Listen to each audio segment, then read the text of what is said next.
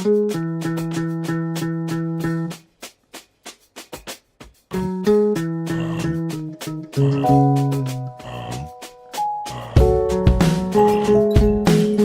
was about 6 weeks before I left Madurai for good that the great change in my life took place. It was quite sudden.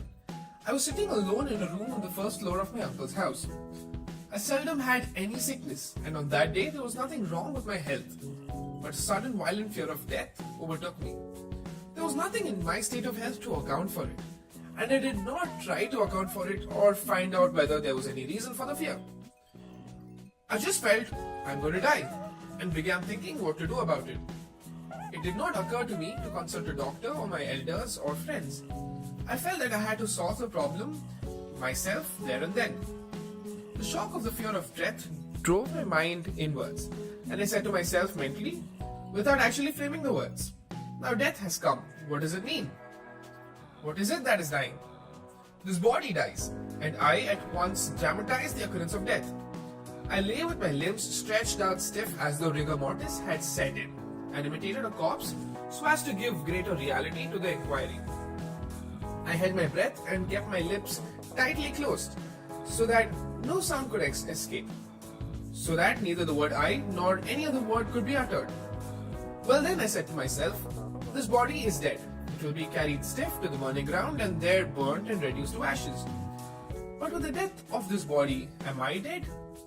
Is the body I? It is silent and inert, but I feel the full force of my personality and even the voice of the I within me apart from it.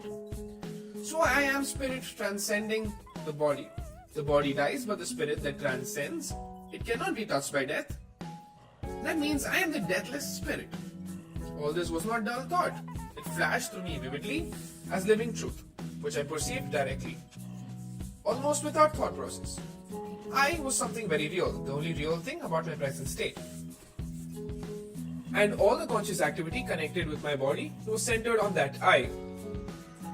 From that moment onwards, the I or self-focused attention on itself by a powerful fascination. Fear of death had vanished once and for all. Absorption in the self continued unbroken from that time on. Other thoughts might come and go like the various notes of music, but the I continued like the fundamental Shruti note that underlies and blends with all the other notes.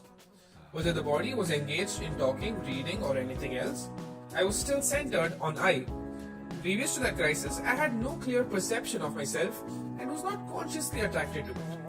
I felt no perceptible or direct interest in it, much less any inclination to dwell permanently in it.